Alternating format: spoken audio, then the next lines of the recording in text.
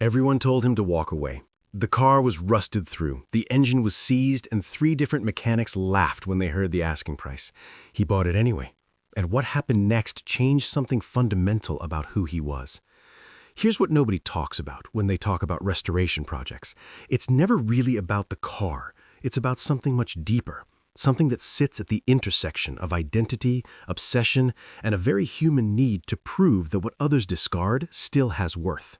And by the end of this, you're going to see your own abandoned projects, your own dismissed ideas, in a completely different light. But first, let's talk about the car. It was a 1972 muscle car that had been sitting behind a barn for nearly 2 decades, paint long gone, floor panels rotted out, interior reduced to springs and memories. The previous owner had tried twice to restore it and given up both times. Mechanics called it a parts car, which in the car world is the equivalent of a death sentence. It means the vehicle is beyond saving. You strip it for whatever still works and leave the carcass behind. The man who bought it, let's call him Marcus, wasn't even a trained mechanic. He was an accountant, and that detail matters more than you might think.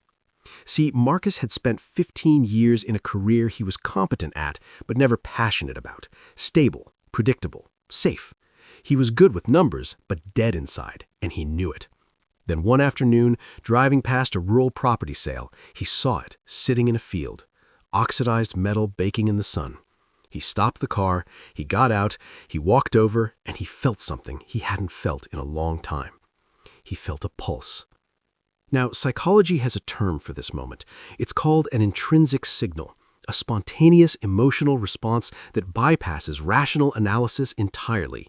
Your brain's reward circuitry fires before your prefrontal cortex has time to raise objections. Marcus didn't decide to want that car. His nervous system decided for him. And that's important because every good restoration story, every real one, starts there. Not with a plan, with a feeling that you can't quite explain to anyone else. His wife thought he was joking. His brother, a real mechanic, drove 2 hours to look at it and told him flatly, "This is not a project, Marcus. This is a problem." His colleagues at work made jokes about midlife crises. He nodded along, smiled, and quietly paid $1,200 for something everyone agreed was worthless. Here's where it gets psychologically interesting. The moment external people reject what you've chosen to value, something neurological happens. Resistance generates commitment. Studies in cognitive psychology repeatedly show that when people are told they can't do something or that their chosen path is foolish, the brain interprets that social opposition as a threat, not just to the goal, but to the self.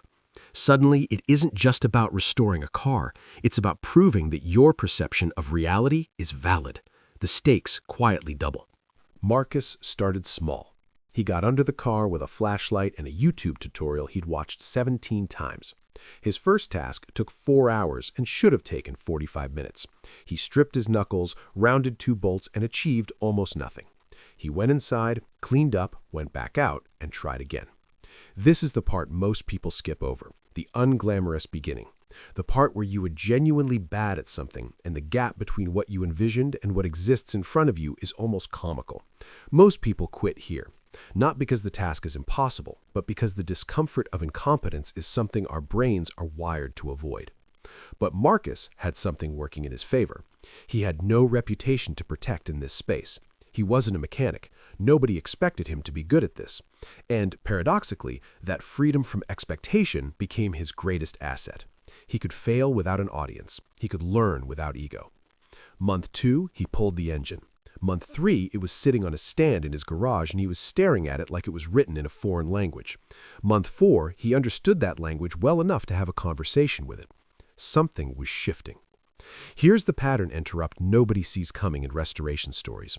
The car starts changing you before you ever change the car. The skills you're building aren't just mechanical. You're rebuilding your tolerance for complexity, your ability to sit with a problem that has no immediate solution, your capacity to hold a long-term vision while grinding through short-term frustration. These are not car skills. These are life skills. And once your nervous system learns them in the garage, they start bleeding into every other area of your life.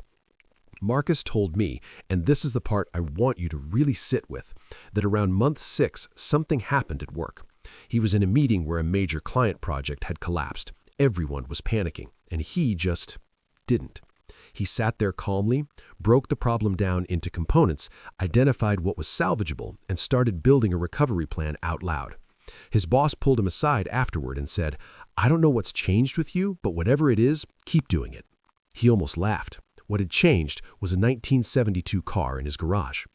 This is what psychology calls transfer learning, when skills and mental models developed in one domain spontaneously strengthened your capacity in another.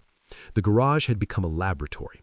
Every stripped bolt, every failed attempt, every moment of sitting with a problem that seemed unsolvable had been quietly rewiring his cognitive approach to difficulty itself.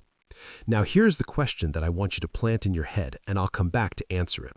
Why did Marcus succeed where everyone else said he would? He wasn't more talented. He wasn't more resourceful. He had less experience than the people who'd already given up on that car. So what was different? 18 months in, the engine fired for the first time. There's a video of it. Marcus is standing beside the car, grease on his forearms, and when that engine turns over and catches, he doesn't celebrate the way you might expect. He doesn't whoop or pump his fist. He goes very still, eyes filling, one hand on the fender, like he's steadying himself against something invisible, like he's just remembered something about himself he'd forgotten for a very long time.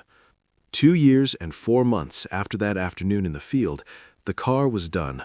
Not magazine perfect, not a show car, but complete. Mechanically sound, painted in its original factory color, interior rebuilt by hand, his hands. He drove it to his brother's house, the same brother who'd told him it was a problem, not a project. He parked in the driveway and waited. His brother came out, walked around it slowly, crouched down, looked underneath, stood back up, and then he said quietly, "I didn't think you could do this." Marcus told me that sentence was the point of the whole thing, not the car, that sentence. Now, back to the question I left hanging. Why did he succeed? Here's the answer, and it's not what most people expect. He succeeded because he was emotionally attached to an outcome everyone else was indifferent to. The mechanics who dismissed it had no skin in the game. They saw a parts car because that's all it professionally represented to them. Marcus saw proof of something. He needed it to work in a way that had nothing to do with engineering and everything to do with identity. That's the secret that lives inside every real restoration story. The object, the car, the house, the business, the relationship, becomes a proxy for the self. Restoring it becomes inseparable from restoring something in you. And that kind of motivation, it doesn't burn out. It compounds. So here's what I want to leave you with. Somewhere in your life right now, there is probably something that other people have already decided isn't worth it. A project, a skill, a dream. Something that's been quietly collecting rust while the opinions of others slowly convinced you it was beyond saving. The most important question isn't whether they're right. The question is, what would it mean to you if they were wrong?